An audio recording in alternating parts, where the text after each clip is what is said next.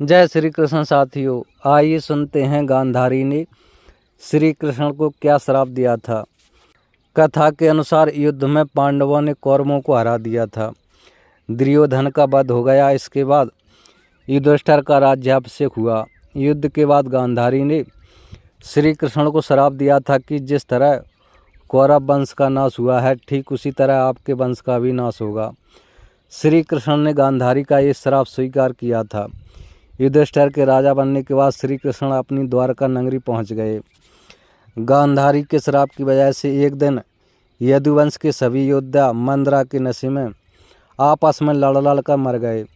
इस प्रकार यदुवंश का नाश हो गया। यदुवंश के नाश के बाद श्री कृष्ण के बड़े भाई बलराम समुद्र तट पर बैठ गए और एकाग्रचित होकर परमात्मा में लीन हो गए।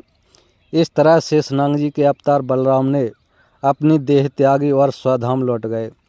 बलराम जी के स्वधाम लौटने के बाद श्री कृष्ण एक पीपल के नीचे ध्यान की मुद्रा में बैठ गए थे। उसी समय वहां जरा नाम का एक शिकारी आया हुआ था और वह हिरण का शिकार करना चाहता था। जरा को दूर से हिरण के मुख के समान श्री कृष्ण का तलवा दिखाई दिया। बहेलिये ने बिना कुछ विचार किए वहीं से तीर छोड़ दिया, जो कि श्री कृष्ण के तलवे में जाकर लगा।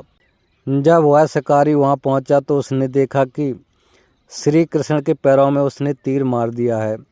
इसके बाद उसे बहुत पश्चाताप हुआ और वह क्षमा याचना करने लगा।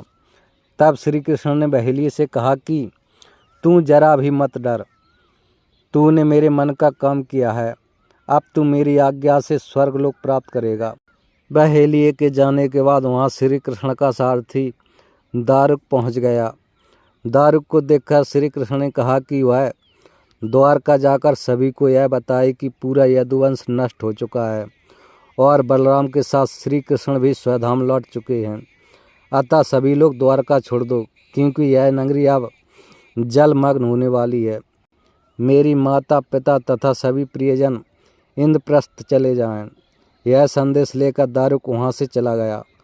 कुछ देर बाद श्री कृष्ण ने अपने नेत्र बंद कर लिए और वे सशरीर ही अपने धाम को लौट गए।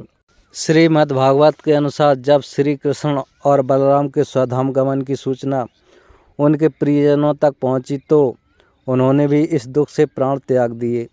देवकी, रोहिणी, वसुदेव, बलराम जी की पत्नियां, श्री कृष्ण की पटरानियां आदि सभी ने शरीर त्याग दिए। इसके बाद अर्जुन ने यदुवंश के निमित्त पिंडदान और श्राद्ध संस्कार किए थे। जय श्री कृष्ण।